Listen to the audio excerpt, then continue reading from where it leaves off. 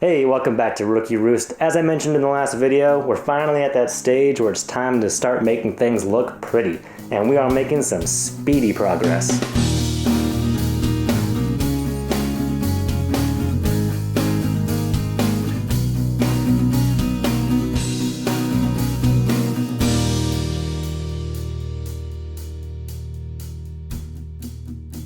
So if you're new here, this channel follows the building of and maybe life within a tiny house.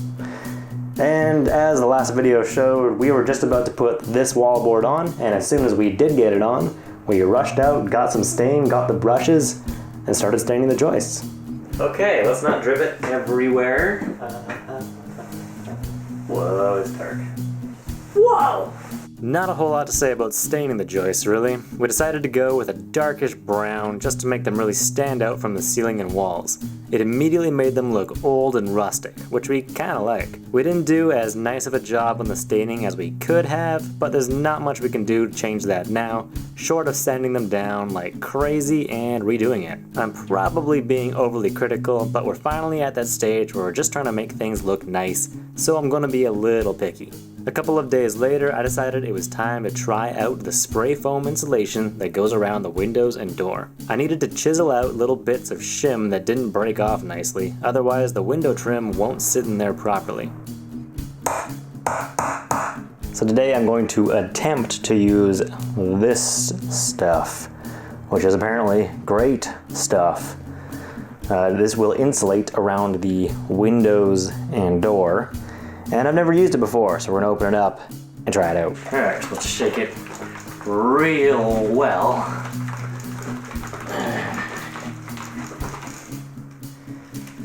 Let's see how this goes. Whoa.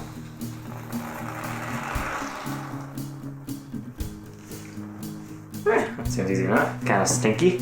Screw it. That's gonna be easy. So I've heard you should fill it a little bit at first. Give it a seal, let it cure, and then fill it the rest of the way. And the instructions say to only fill 50% of the gap because it'll expand, fill the rest. So I'm not going to use much. Okay. Now none's coming out. What the hell?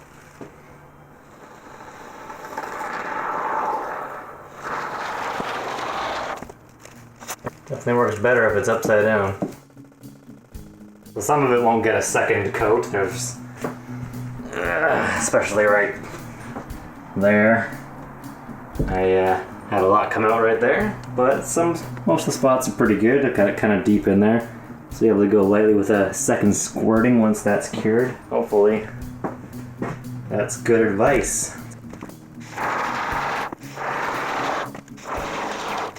In hindsight, you'd probably work up the window, would be a lot easier.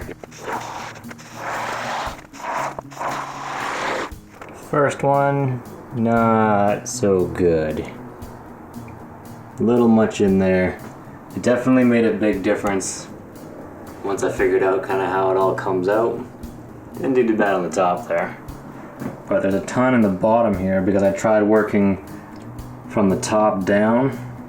And for the sides, it's better to work from the bottom up because it sort of starts to build and it can just build on itself rather than it all coming back down and creating this mess.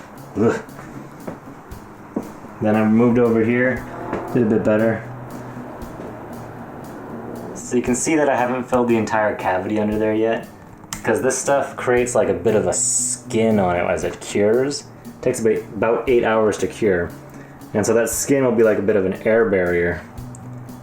And so that'll allow there to be an air barrier in there. And then when I fill up this entire cavity and I go to cut the excess that's pouring out, I'll be able to maintain an air barrier kind of in the middle of that gap and still fill the entire thing with foam that will be cut, which would be removing the air barrier, if that makes any sense at all. I think it worked out pretty well.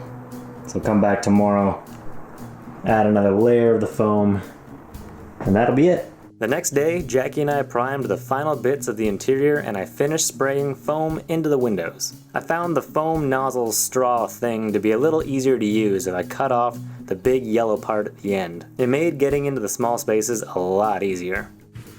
really does look like egg salad. Just pouring outside the door, you know? Like we just cooked a huge batch and got out of control. And that's just flowing from the cracks in the walls. It's just so much egg salad. Delicious. Oh god, what have I done? While I was messing around with the foam, Jackie got to priming. The foam expanded quite a bit, and I ran into a bit of trouble when one of the straws sprung a leak. So here's a close-up of how the plumbing enters the shower wall. It's gonna stay open like this, but be completely hidden behind the couch that will go here. A few days later, after the foam had had plenty of time to cure, I popped by the tiny house just to shave down the excess around the door. We were gearing up to paint the walls, and the stuff around the door would be in the way. So I clearly put way too much foam into pretty much all of the cracks. But it didn't turn out too bad. It was pretty easy to just slice in sort of two directions, kind of 3 full slices through. Cut off a bunch of excess, cut off to the edge of where the kind of wall is, and then cut from the wall into it to get that little slice off, which gives me a nice now kind of squared off finish. I can easily put a piece of trim on the door frame here that will cover all of it, and then a little piece of trim right there to kind of match it all in and get them to the same plane of existence or whatever. But what I noticed is that it leaves kind of this yellow stain wherever it's kind of come off or oozed out and then spread over to the wall. It feels different when you rub your finger over it. I'm hoping it doesn't show up through 2 layers of paint. Sanded it down, but it still feels a little different. Maybe I just need some rougher sandpaper. Take care of that. But yeah, we only needed to do the door because it was the only stuff that actually touched the wall before we paint. So we're gonna paint, and then while our first coat of paint is drying, take care of the foam around the windows, which is just as hideous and bubbly as it was around the door. Finally, the painting day arrived. We decided to go with a soft cream color. It's safe, it's warm, and it didn't take that long. What a difference it made though. The camera doesn't do it justice, it's truly transformative. The patchy and gross looking primer was a downer to look at. Now these walls are smooth and clean. Except for the place where Jackie marked them up with brown paint. What brown paint, you ask? This brown paint. This was brown paint round 1, because we ended up going darker. This brown was a little too milk chocolate, but we were afraid of going too dark at first. While Jackie took care of the brown, I finished painting the bathroom with that soft purple. We then matched the attic face with the same brown.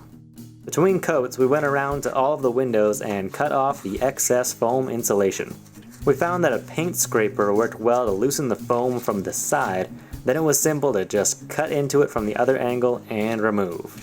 Painting the house, yeah, we're painting the house. Yes, repainting, much darker brown. And while Jackie was painting the house, yes, painting the house, I was cutting the boards that will lay on top of the subfloor. This is lightweight, cheap, 1/8" hardboard. It's clean and smooth and will work great as a surface to glue some sheet vinyl flooring to.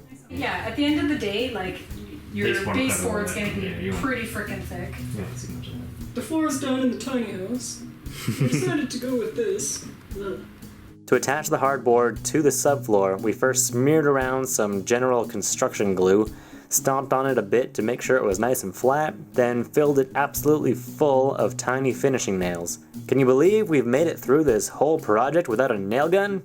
Go us. And I only smashed my thumb a few dozen times, I'm sure. In the living room, we had a bit of corrective surgery to do. I've talked about this in previous videos, but the subfloor boards here weren't sitting flush, so the tall one needed to be hacked at until it was smoother. You could actually feel the little bump through the hardboard. I was really excited to get the vinyl flooring down, but we ran out of time that day. It took some doing, but I convinced Jackie to meet back up at the tiny house the next morning just to unwrap the vinyl and finally see how this will all come together. Okay. Don't like drag it too much. Just lift it back. I'll just like hold it and you just like roll it out. Let's see if we can do that. Wow, look at it go! Oh my god. Smell that vinyl. It smells like a pool. Like a kiddie pool. It does. Baseboard's gonna cover any little Yeah. imperfection anyway. Even still, I was a little nervous about cutting this stuff. There was some serious trial and error getting it right. As long as it's like close enough, right? Cut towards yourself, not your friends. That's how the saying goes, right? Exactly. Just really have to like fold this back and then just I'm gonna pull on the tab. Oh my gosh. That's happening. Okay. Oh gosh. Oh gosh. There's a few spots that maybe are overcut, a few spots maybe that are a little undercut. One of my favorite parts about being at this stage is that it's time to work in socks and bare feet. Pretty awesome. The tiny house is now a shoe-free zone. We decided to spread the other sheets of vinyl out so they'd have time to uncurl a little. Then we called it a day. So a few days ago, we unrolled the remaining sheets of this vinyl flooring that we're going to be using to try to get some of the curl out of it, and it seems to have worked pretty well. It's lying really flat now, and so I'm going to just run along with a knife and get it cut pretty much to its exact size. So I've just been using the square up against the wall, lined up with the pattern on the sheets of the floor to make sure that it's, you know, sitting perpendicular in the room. And it's been working out pretty well so far. It's hard to get the cut really close. There's a special tool you can buy to do this, but I don't really want to go and spend more money on stuff we don't really need. Pretty much everywhere though, including right here, there's going to be a little piece of trim that we put in to make it look finished. And that will cover up all of these kind of ugly cuts that end up happening.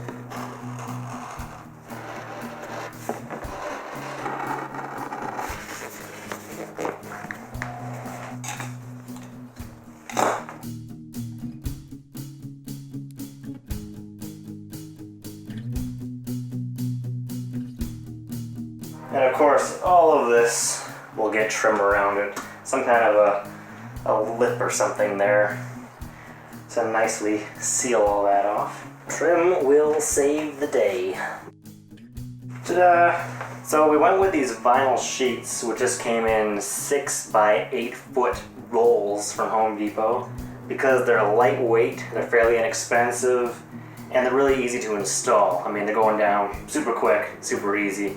And those are all considerations that we're basically making for everything we buy for the house from now on, because we don't know if we're going to end up with it, and we don't want to pour a ton of more money into it if we're not going to end up with it. Still, I think it'll hold up pretty well, and it looks pretty nice so far. The trim will definitely, you know, help finish it all off and make it look nice. And so we've got a full roll basically in the kitchen now, a full roll here in the living room, and then this third roll here I'm going to use to fill in what's left there. And there. We couldn't quite get a full sheet to fill up these areas, but that's alright, because this is going to be underneath cabinets and the fridge. And over here, it'll be underneath the couch, or if someone decides a different configuration, maybe a desk, I don't know. Either way, the seams will not be visible.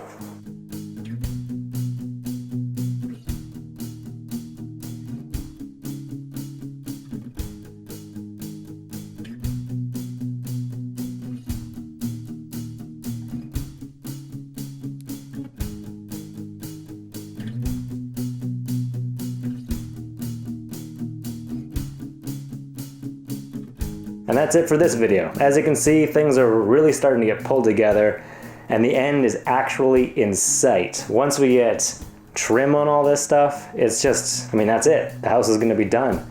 So, thanks for watching. Don't forget to leave a like, a comment, and subscribe if you're new to the channel, and don't forget to hit that little bell to actually get notified when new videos go live. See you next time at the Roost.